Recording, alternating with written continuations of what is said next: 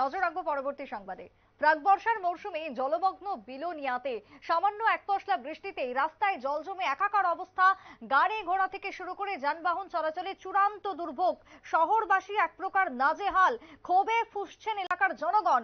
অনেকে ভয়ে আবার মুখও খুলতে চাইছে না, এমনটাও খবর উঠে আসছে বিলোনিয়া থেকে। তবে এই যদি অবস্থা হয় প্রাক বর্ষার মৌসুমে, আগামী দিনে ভরা বর্ষায় তাহলে কি হবে? যে ছবি আমরা দেখতে পাচ্ছি তা রীতিমতো ভয়ানক।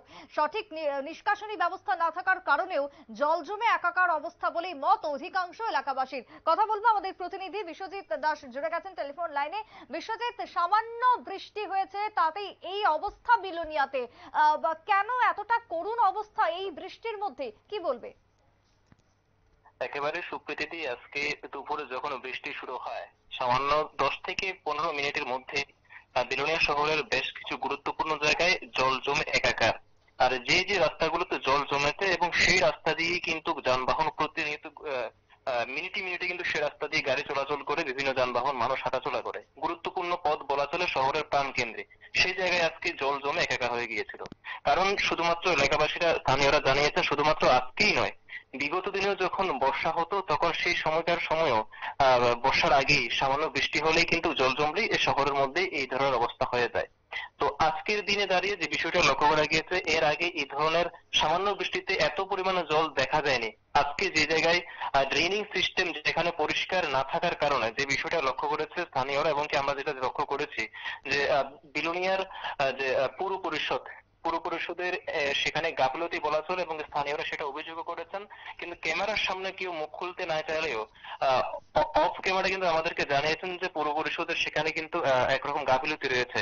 কারণ বারংবার পৌর পরিষদ কর্তৃপক্ষকে, যারা কাউন্সিলর রয়েছেন তাদেরকে এবং কি পৌরপিতা সবাইকে অবগত করিয়েছিলেন যে কোন কোন জায়গায় ড্রেনিং সিস্টেম সেখানে দুর্বল রয়েছে, কোন কোন জায়গায় আবর্জনা স্তূপ পরিণত হয়েছে, সেই জায়গাগুলো পরিষ্কার করতে হবে। কিন্তু এরপরও কিন্তু বর্ষা আসতে চলেছে, কিন্তু বর্ষার আগেই এই ধরনের অবস্থা বিলোনিয়া শহরে। এ নিয়ে এক প্রকার ক্ষোভ উগরে দিয়েছেন পৌর পরিষদ কর্তৃপক্ষের দিকে স্থানীয়রা। সুপ্রীতি।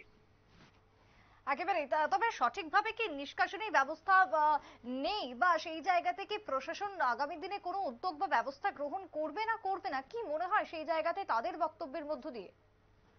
তাদের সঙ্গে আমরা যোগাযোগ করার চেষ্টা করেছি বারবার করে। এর আগেও এই ধরনের খবর আমরা নিউজ ভ্যানগার্ডে সম্প্রচারিত করেছিলাম, কিন্তু আমরা এখনো মনে আছে 2021 এবং 22-এর মধ্যেই এই মাঝামাঝি সময়ে এই ধরনের একটি সমস্যার পর আমরা যখন নিউজ ভ্যানগার্ডে এই ধরনের একটি খবর সম্প্রচার করি, তখন কিন্তু নড়ে চড়ে বসেছিল পৌর পরিষদ কর্তৃপক্ষ। পরবর্তী সময়ে সেই নিউজটাকে আমরা আবারও কভার করি, যে ভালো হয়ে গিয়েছে নিউজ ভ্যানগার্ডের খবরের জেরে। কিন্তু এরপর আবার 2024 সালের প্রথম থেকে কিন্তু এই ধরনের অবস্থা দেখা যাচ্ছে। বিশেষ করে আমি বলতে চাই বিলোনিয়া শহরের জগন্নাথ বাড়ির রুট, যে জায়গায় গুরুত্বপূর্ণ স্থান বিলোনিয়ার একেবারে ঢোকার যে প্রাণকেন্দ্র, পাশাপাশি বিলোনিয়ার 1 নং টিলা বাজারের বিভিন্ন আশপাশ এলাকা, বিলোনিয়ার কালীনগর মোটর স্ট্যান্ড সংলগ্ন এবং কি বিদ্যাপীঠ কর্নার, এই সমস্ত জায়গাগুলোতে কিন্তু ড্রেনিং সিস্টেমের যে আবর্জনা স্তূপে পরিণত হয়ে গিয়েছে। ড্রেনিং সিস্টেম নেই, ড্রেনিং সিস্টেম আছে কিন্তু আবর্জনার কারণে, যে পরিষ্কার পরিচ্ছন্নতা না থাকার কারণে জল জমে একাকার হয়ে গিয়েছে। তো এলাকাবাসীরা এখন স্থানীয় ব্যবসায়ী থেকে শুরু করে যাদের সমস্যা হচ্ছে, স্থানীয় পৌর পরিষদবাসীরা চাইছে পৌর পরিষদ কর্তৃপক্ষ যেন অতি দ্রুত সেই সমস্যাগুলো নিরসনে এগিয়ে আসে। আর না হলে তারা সামনের দিনে বৃহত্তর আন্দোলনে যেতে বাধ্য হবে।